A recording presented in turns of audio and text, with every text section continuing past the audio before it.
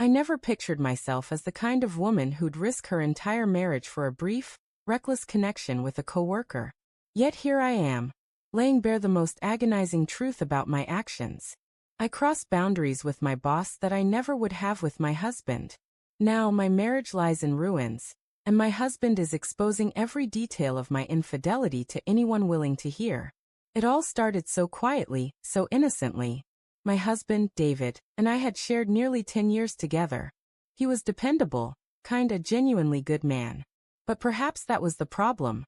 Our life had settled into a familiar pattern that felt more like a routine than a true partnership. Each day we'd rise, go to work, share a meal, watch a program, and sleep. It was safe, predictable, comfortable.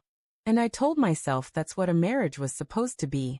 Then I met Ethan, my supervisor. He was everything David wasn't: charismatic, confident, drawing every eye in the room. His attention felt like a flame, stirring something dormant inside me. He'd notice little details: a new hairstyle, a carefully chosen dress, or the way I presented ideas in meetings. Those small comments, innocent on the surface, sent my pulse racing because they were things David hadn't said in years. At first, I convinced myself it was just professional respect, a harmless spark. But Ethan knew how to nudge boundaries step by subtle step. A late-night work discussion became a shared dinner. A drink to relax after a grueling day. A hand on my shoulder that lingered too long. The worst part? I didn't resist. I leaned into it, craving the thrill. With David, our closeness had grown routine, almost automatic. But with Ethan, it felt like rediscovering a younger, wilder version of myself, vibrant, intense, alive. I began doing things for Ethan I'd never dream of doing for David. I'd pick outfits to catch his eye, agree to actions that shattered every moral boundary I thought I held. Guilt would surface, but the rush was addictive, overwhelming. For a while I lived two lives. At home, I was the devoted wife, preparing meals and making small talk. At work, I transformed into someone else. Lively, desired, willing to break every rule. I believed I could keep those worlds apart, that they'd never intersect. But secrets have a way of coming undone.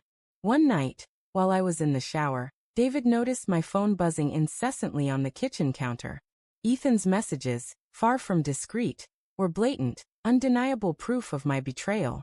When I stepped out of the bathroom, David was seated at the table, my phone clutched in his hands. The look on his face, heartbreak mingled with disbelief, is etched into my soul. He didn't yell or lash out.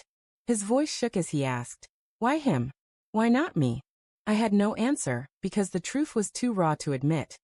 I chased the excitement, and Ethan was my escape from the ordinary.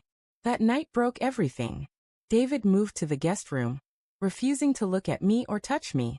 Within weeks, he filed for divorce. But the pain didn't stop there. He started telling everyone, his family, our mutual friends, even passing acquaintances, the unfiltered truth of my actions. Every detail he shared was true, and the whispers and judging glances followed.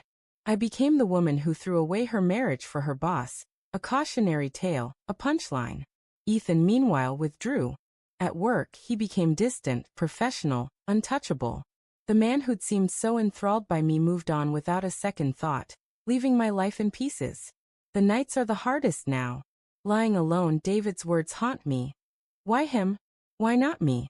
I loathe myself for having no reasonable answer. David gave me stability, devotion, love. Ethan fed my ego with fleeting thrills. I traded everything for the latter. Now when I see David, he looks through me as if I'm invisible.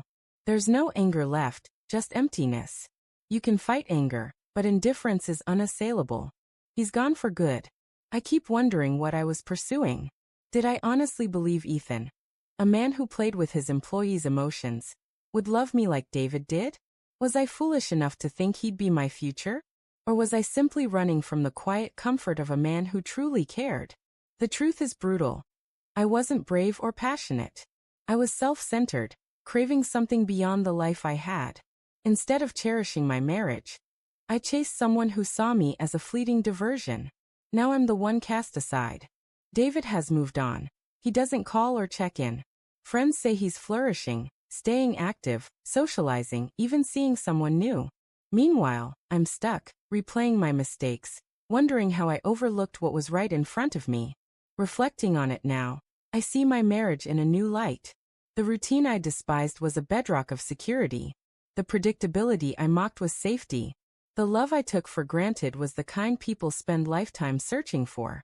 I threw it away for a momentary rush, chasing someone who didn't care enough to ask if I was okay. I crossed lines for my boss I'd never cross for my husband. And for what? A brief jolt of excitement. A boost to my ego. A fantasy that collapsed when exposed. Now I'm left with loneliness, regret, and the endless echo of David's question. Why him? Why not me? I'll never find an answer that feels justified.